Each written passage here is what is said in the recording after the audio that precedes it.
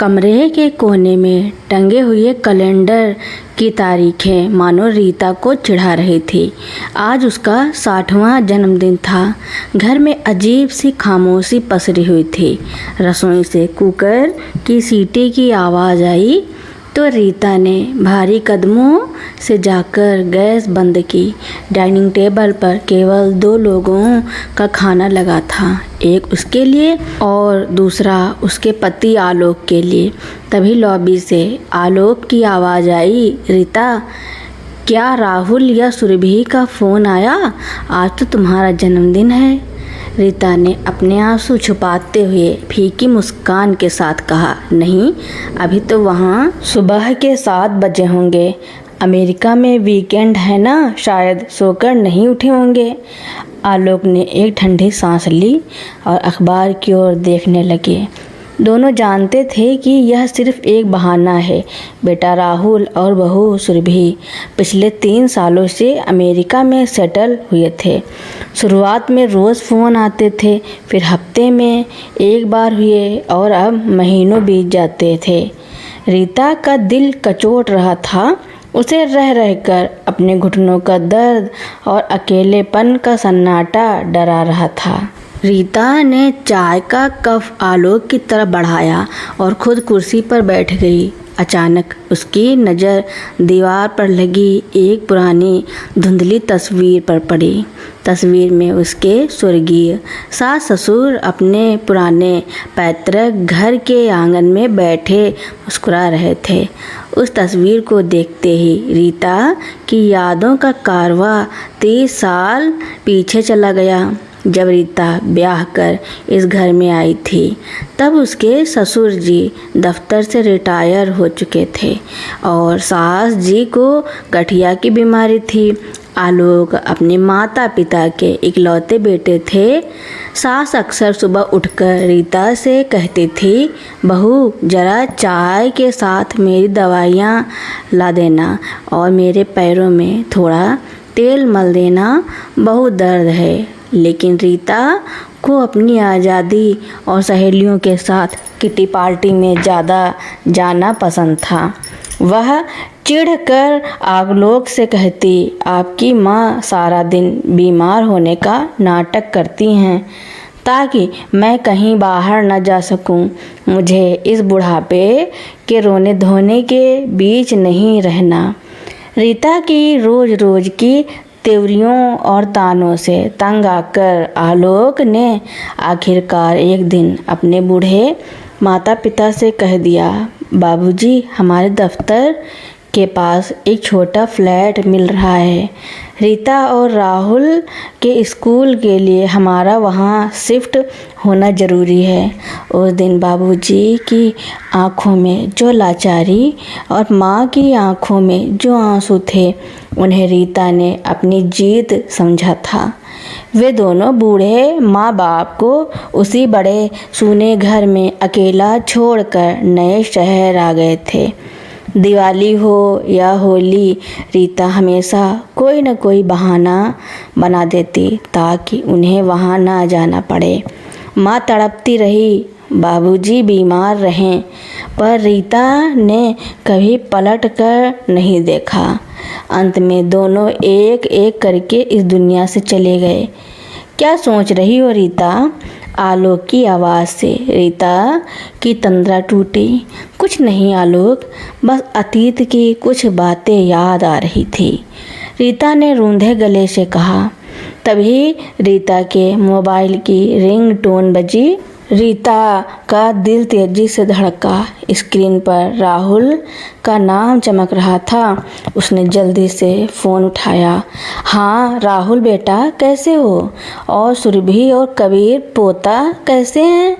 दूसरी तरफ से राहुल की औपचारिक आवाज़ आई, हैप्पी बर्थडे मम्मी। बस थोड़ा बिजी था तो याद आया कि आज आपका बर्थडे है। हम सब ठीक हैं। रीता ने अपनी ममता को समेटते हुए झिझकते हुए कहा, बेटा, अब तुम्हारी मम्मी 60 साल की हो गई हैं। तुम्हारे पापा की तबीयत भी ढीली रहती है। अकेले इस घर में मन नहीं लगता। हम सोच रहे थे कि इस बार हम अमेरिका आ जाएं और वहीं तुम लोगों के साथ रहें। कबीर भी बड़ा हो रहा है, हम उसे संभाल लेंगे। फ़ोन पर कुछ पलों के लिए भारी सन्नाटा छा गया। रीता की सांसें अटक गईं। तभी दूसरी तरफ से राहुल की बेहद व्यवहारिक ठंडी आवाज़ आई, मम्मी आप प्रैक्टिकल क्यों नहीं होती? यहाँ अमेरिका की लाइफ बहुत फास्ट है।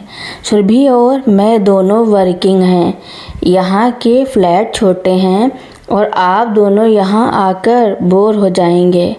आपका अपना कोई सोशल सर्कल भी नहीं होगा। हाँ, अगर आपको अकेले रहने में दिक्कत है तो मैं लखनऊ के किसी अच्छे सीनियर सिटीज़न होम की मेंबरशिप बुक करवा देता हूँ। वहाँ आपकी उम्र के बहुत से लोग होंगे, आपका मन भी लगा रहेगा और मेडिकल फैसिलिटी भी होगी। पैसों की चिंता मत करना, मैं हर महीने भेज दूँगा। सीनियर सिटीज़न होम, यह शब्द रीता के कानों में पिघले हुए शीशे की तरह उतरा। उसका सिर चकराने लगा। मम्मी आप सुन रही हैं ना? सुरभि भी यही कह रही थी कि आपके लिए वही बेस्ट रहेगा। राहुल बोल रहा था, पर रीता को अब कुछ सुनाई नहीं दे रहा था। उसने धीरे से फ़ोन काट दिया।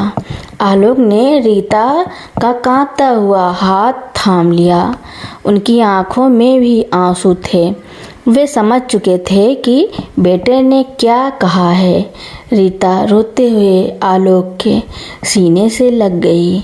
आलोक, यह हमारे बेटे की आवाज़ नहीं थी, यह तो मेरी अपनी ही आवाज़ की प्रतिध्वनि थी, जो घूमकर 30 साल बाद मेरे पास वापस आई है।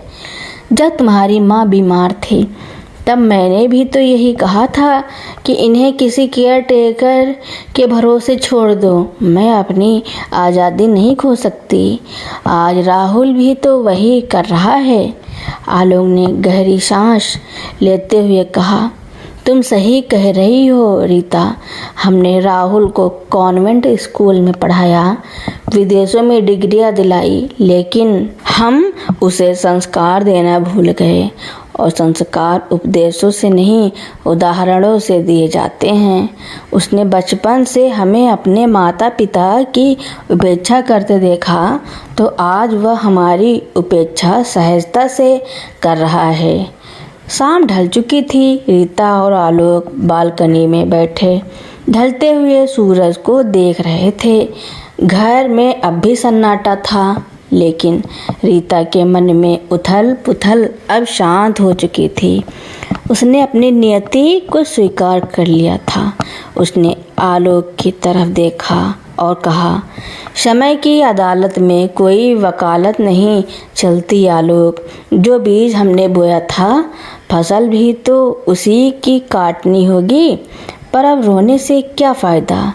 चलो जिंदगी की इस आखिरी पारी को हम दोनों एक दूसरे का संबल बनकर गरिमा के साथ जीते हैं। दोनों ने एक दूसरे का हाथ कसकर पकड़ लिया। सूरज डूब चुका था, पर चांद की मध्यम रोशनी में दोनों के चेहरे पर एक अजीब सा संतोष था। अतीत के अपराध बोध से मुक्ति का संतोष। आलोक और रीता ने समय के उस क्रूर सच को स्वीकार तो कर लिया था, लेकिन घर की चार दीवारी में पसरा सन्नाटा अब काटने को दौड़ता था। राहुल का वह सीनियर सिटीजन होम वाला सुझाव शुरुआत में जितना कड़वा लगा था, धीरे धीरे वह रीता के मन में एक व्यवहारिक विकल्प की तरह आकार लेने लगा था। एक दिन चाय की चुस्कियों के बीच रीता ने खुद ही बात छेड़ी। आलोक, राहुल ने जिस ओल्ड एज होम की बात की थी, क्यों ना हम सचमुच वहाँ चलकर देखें। इस सूने मकान में घुट घुट कर मरने से बेहतर है कि हम उन लोगों के बीच रहें जो हमारी तरह की ज़िंदगी के इस पड़ाव पर अकेले हैं। आलोक ने अचरज से रीता को देखा। जिस रीता के स्वाभिमान को इस बात से ठेस लगी थी, आज वही इतनी सहज थी। आलोक ने मुस्कुराकर सहमति में सिर हिला दिया। अगर तुम्हारी यही इच्छा है रीता, तो चलो कल ही हो आते हैं। अगले ही दिन दोनों शहर के बाहरी इलाके में बने आनंद निकेतन पहुँचे। रीता ने सोच रखा था कि वहाँ का माहौल उदास और रोतलू होगा, लेकिन वहाँ कदम रखते ही उसकी सोच बदल गई। हरे भरे लॉन में कुछ बुजुर्ग ताश खेल रहे थे। कहीं से ठहाकों की आवाज़ आ रही थी, तो लाइब्रेरी के कोने में कुछ लोग अखबार और किताबों में मशगूल थे। वहाँ उदासी नहीं, बल्कि एक ठहराव और गरिमा थी। वहाँ की व्यवस्थापिका, जो एक संभ्रांत अधेड़ महिला थी, उन्होंने मुस्कुराकर दोनों का स्वागत किया। बातचीत के दौरान रीता की नज़र दीवार पर टंगे एक बड़े से बोर्ड पर पड़ी, जिस पर लिखा था, अतीत के बोझ को छोड़कर वर्तमान को जिए। ये शब्द सीधे रीता के दिल में बैठ गए। आनंद निकेतन से लौटते हुए रीता के मन का बोझ काफ़ी हल्का हो चुका था। उन्होंने वहाँ एक कमरा बुक कर लिया था और अगले महीने शिफ्ट होने का फैसला किया। घर लौटकर रीता ने अलमारियों को खंगालना और सामान समेटना शुरू किया। जिंदगी भर की गृहस्थी को कुछ सूटकेसों में समेटना आसान नहीं था। तभी एक पुरानी बक्से के नीचे से रीता को एक धूल भरी डायरी मिली। खोलकर देखा तो वह उसकी स्वर्गीय सास की डायरी थी। रीता के कांपते हाथों ने उसके पन्ने पलटे। एक जगह बड़े ही सुंदर अक्षरों में लिखा था, आज आलोक और बहू अलग फ्लैट में चले गए। घर बहुत बड़ा और सूना लग रहा है। बहू थोड़ी नासमझ है, पर दिल की बुरी नहीं है। भगवान मेरे बच्चे और बहू को नए घर में खुश रखे। मेरी बीमारी की वजह से उसे परेशानी होती थी। अच्छा हुआ वो अपनी आज़ादी से जिएगी। माँ का दिल तो बच्चों की खुशी में ही खुश रहता है। यह पढ़कर रीता के पैरों तले जमीन खिसक गई। आँखों से आंसुओं का सैलाब उमड़ पड़ा। जिसे वह अपनी जीत समझती थी, वह उसकी सास की कितनी बड़ी महानता और त्याग था। सास ने अपनी डायरी में भी रीता के लिए कोई कड़वाहट नहीं लिखी थी, बल्कि उसकी नासमझी को माफ़ कर दिया था। रीता डायरी को छाती से लगाकर फूट फूट कर रोने लगी। मुझे माफ़ कर दीजिए अम्मा, मुझे माफ़ कर दीजिए। काश मैंने समय रहते आपकी इस ममता को समझा होता।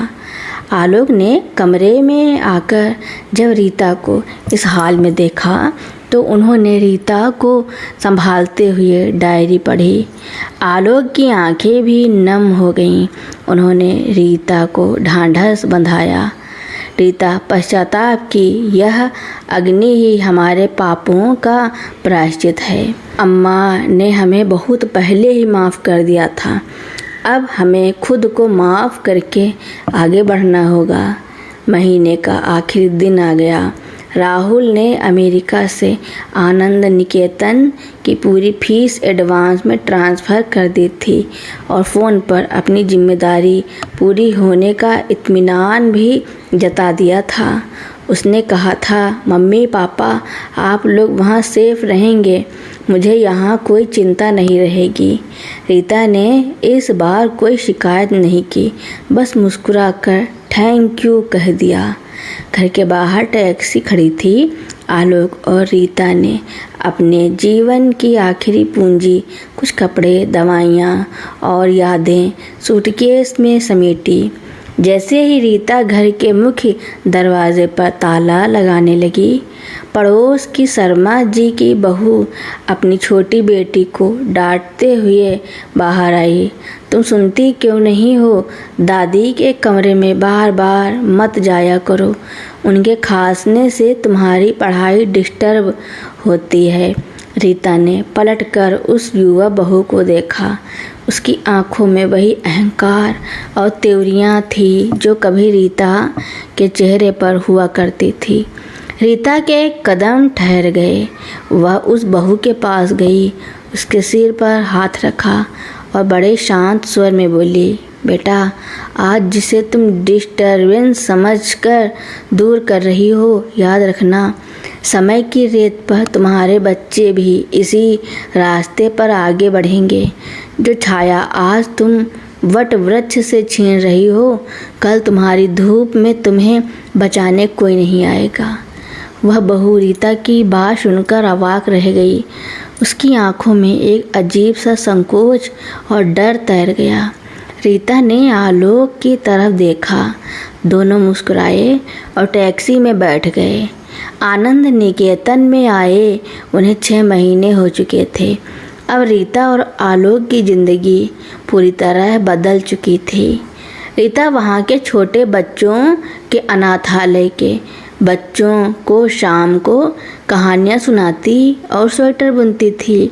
आलोक वहाँ की बागवानी संभालते थे। अब उन्हें राहुल के फ़ोन का हफ्तों इंतज़ार नहीं रहता था।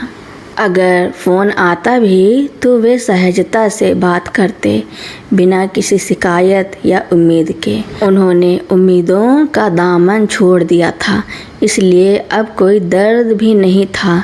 एक शाम जब लॉन में मध्यम संगीत बज रहा था और चाय का दौर चल रहा था, आलोक ने रीता का हाथ थाम कर कहा, रीता, आज तुम्हारा चेहरा कितना शांत और खिला हुआ लग रहा है।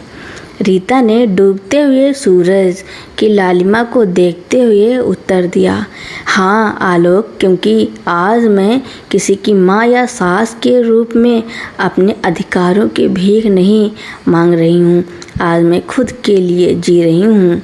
हमने जो गलतियाँ की थी उसकी सज़ा हमने पा ली, लेकिन ईश्वर की दया देखो, उसने हमें इस उम्र में भी अपनी गलतियों को सुधारने और दूसरों के जीवन में खुशियाँ बांटने का मौका दिया।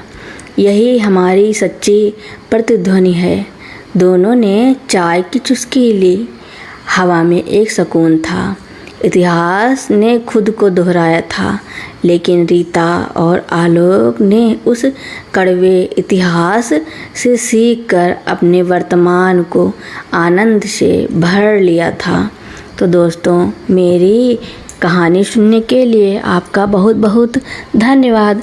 ऐसी ही नई नई कहानियाँ सुनने के लिए मेरे चैनल को लाइक, कमेंट, शेयर, सब्सक्राइब एवं बेल आइकन का बटन दबाना ना भूलना, ताकि मेरी नई नई कहानियाँ आप लोगों तक पहले ही पहुँचती रहें। धन्यवाद।